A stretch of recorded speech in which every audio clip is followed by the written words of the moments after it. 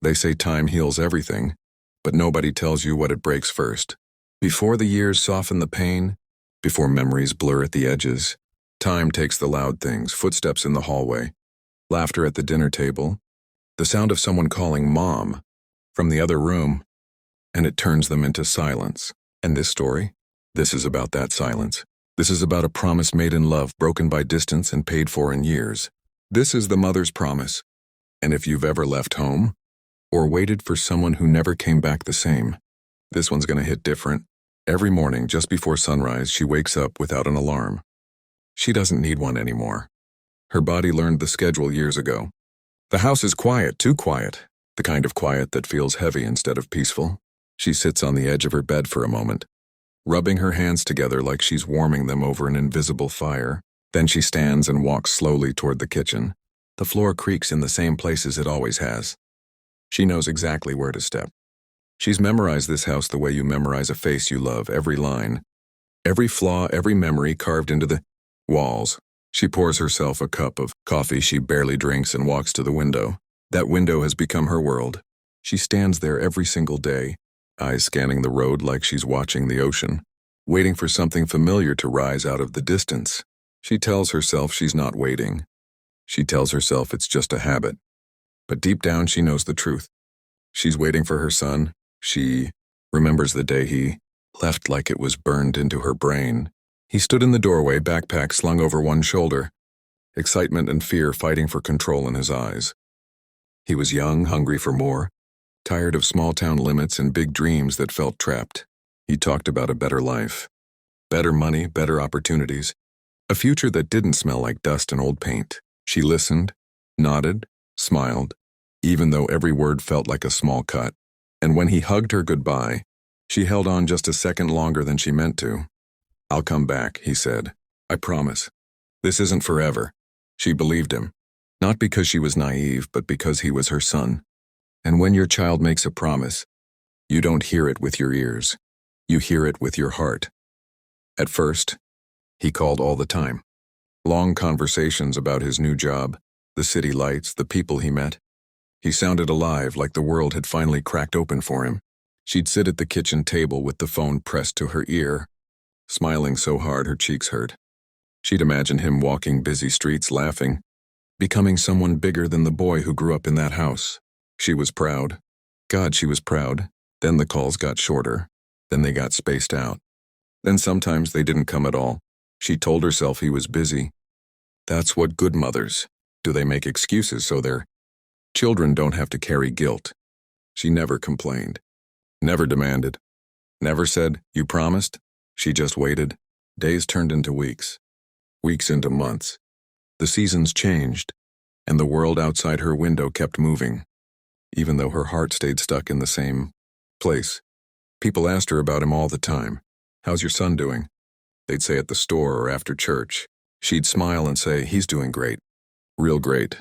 And technically that might have been true, but they never asked how she was doing. Nobody asks the one who waits. As the years passed, the house seemed to shrink. Rooms he once filled with noise felt empty, like they were holding their breath. His old bedroom stayed untouched. Same posters, same desk, same bed neatly made just in case. She dusted it every week even though no one went in there, even though no one noticed, even though it hurt. She started leaving the porch light on at night. At first it was subconscious. Later it became intentional, a signal, a quiet message sent into the dark. You still have a home here. No matter how far you go, no matter how long you stay away, time kept doing what time does best, changing everything. Without asking permission, her hair turned gray. Her hands grew stiff. Her reflection started looking like someone else, someone older, someone tired. But her hope, that stayed young. Hope doesn't age the way bodies do. It just waits. Every holiday she cooked his favorite meals, even when she ate alone. Especially when she ate alone. She set the table like she always had, one extra plate sitting there like a ghost. Some people would call that sad. She called it faith. Then one winter the phone rang. She almost didn't answer. Phones can be cruel. They either bring joy or break your heart, and you never know which one it'll be. Her hands shook as she picked it up. When she heard his voice, older, deeper, worn, something inside her cracked. "Open, Mom," he said. She couldn't speak at first. Years of words she'd never said piled up in her throat. All she could do was cry. He apologized. Said life got complicated. Said things didn't turn out the way he planned. Said he was tired. Said he missed home. And then he said the words she'd waited years to hear. I'm coming back. She didn't sleep that night. Or the next. She cleaned the house from top to bottom like she was preparing for a miracle. She cooked. She baked. She stood at that window more than ever, heart racing every time a car passed by. She replayed his childhood in her mind, his first steps, his scraped knees, the way he used to run to her when the world felt too big, the day he was supposed to arrive. The sun set and he still wasn't there. She told herself not to panic. Delays happen. Roads get crowded. Plans change. She kept the porch light on, just like always. Midnight came. Then morning. He never showed. Days later, she got the call. Not from him. From a stranger. An accident. A highway. A moment. Gone. The promise didn't break because he didn't love her. It broke because life doesn't care about promises. It just keeps moving. She didn't scream. Didn't collapse. She just sat down at the kitchen table and stared at that empty chair. Grief doesn't always look dramatic. Sometimes it looks quiet. Sometimes it looks like a woman staring out a window with tears she's already cried. Too many times. But here's the thing about mothers. Even when their hearts shatter, they don't stop loving. They don't stop waiting. And they don't stop keeping promises of their own. She still wakes up early. Still stands at the window. Still leaves the porch light on. Not because she expects him to come back, but because love doesn't just disappear when someone's gone. It stays, it lingers. It lives in habits and memories and quiet moments no one else sees. And maybe, somewhere beyond time, beyond roads and distance and regret, he knows, maybe he sees the light. Maybe he finally understands what it meant. Because a mother's promise isn't about expecting something in return.